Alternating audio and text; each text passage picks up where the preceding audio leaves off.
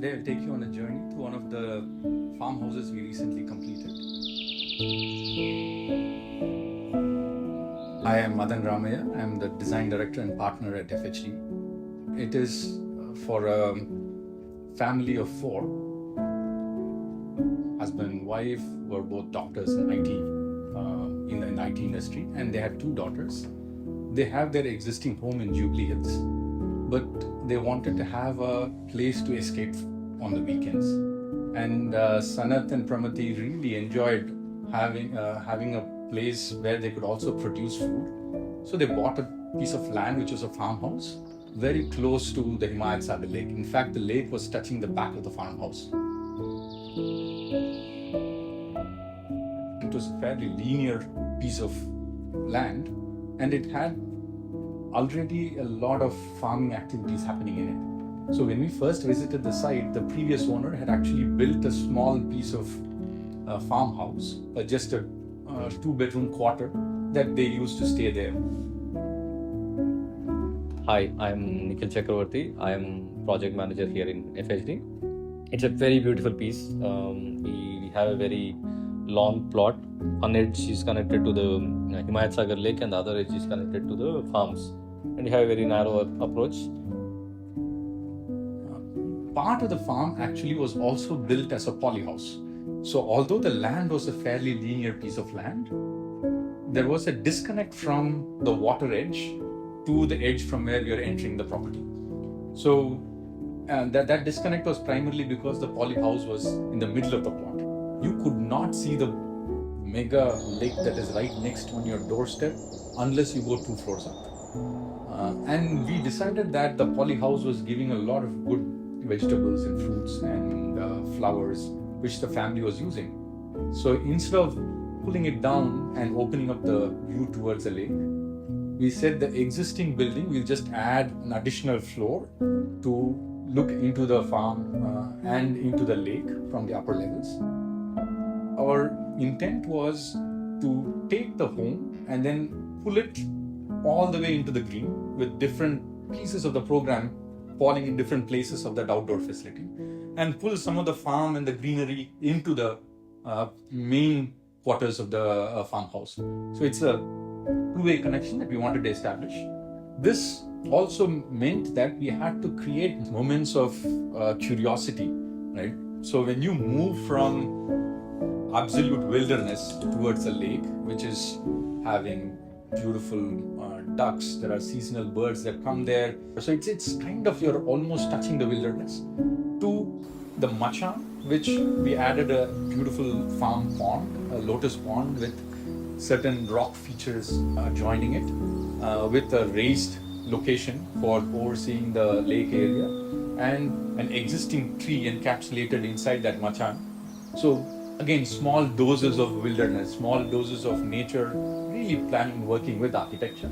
And then you move further down, there is a piece of it captured into the polyhouse, which, kind of domesticating the plants. You further move down, you have a mango area in which we introduced a small recessed seating using laterite stone, sort of submerged into that mango garden. And then further you come down, it becomes more of a lawn, which has like an outdoor bar with certain interesting artistic landscape features in it. And then it further moves into the house, where we have introduced a baby and mom giraffe kind of talking to each other across multiple levels and bringing this idea of wilderness into it.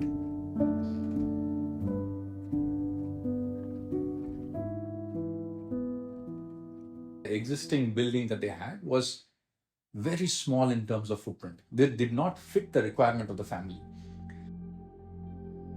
Architecturally, the client requested us to look at a design theme that was more on the cottage style.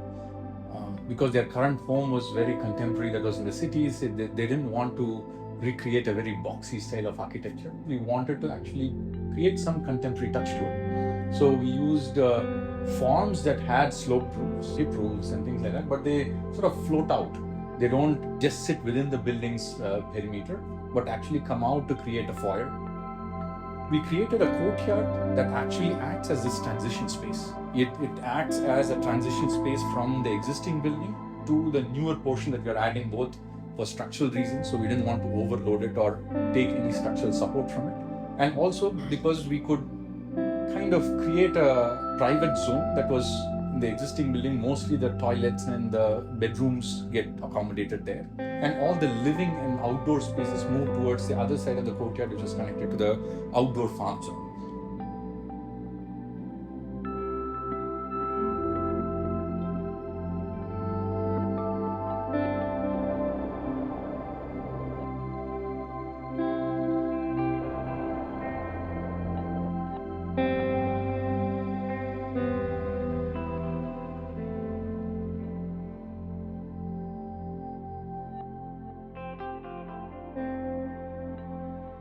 Best part I would say about the whole house is very well ventilated, very well aerated too, and you see sunlight shimmering into the house throughout the day. We chose the interior palette to be very mellow. It's not too bling. The accents within the house, like let's say the furniture, the colors, the murals, those will accentuate the interiors, but not the overall setup of it. We have a micro concrete layer of flooring. We have Bharat tiles to accentuate some areas. As you enter the project itself, we have used a laterite pylon that sort of marks the entry to the farmhouse, and also the gate has a sort of cotton steel look and feel. So you enter into a foyer where we have created a wooden screen made of thermo-treated pine. So it over time ages beautifully to have a bit of patina, to have a little bit of grayishness to it. You don't go and immediately get into the house. You arrive at a foyer that acts as a moment for people to be met and greeted and probably have a drink or sit down, have a chat before even entering the house.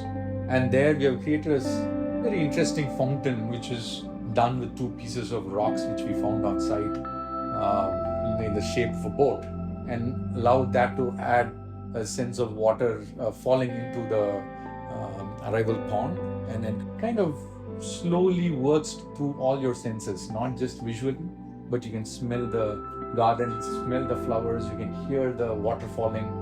So it's sort of a sensorial approach to the whole arrival experience of the farmhouse. In terms of usability, that second floor becomes the most usable space. We still believe that whenever people come in to engage with the family or to have a function, we expect them to take the second floor. We have given an independent elevator that takes you to the second floor, which becomes a panoramic bar. You reach there, it's open across both directions. So on one side you see the farm, on one side you see the lake, and it's sort of looking into the east side for the lake where the sun rises, and you turn your head in the evenings, you can see the sunset coming down from the deck in the back. So it almost like if you spend a day, you get all these kind of experiences kind of coming into that one space. You could watch IPL matches there, you could have a drink, sit outside and enjoy some wonderful breeze that comes from the lake. So it's really an experiential space, home which we hope becomes a multi-generational home that they feel proud to hand over to their children, and they feel bringing their grandchildren onto that place. So it's this kind of a resilience to time that we think a farmhouse can really bring to a family that is typically an urban living family.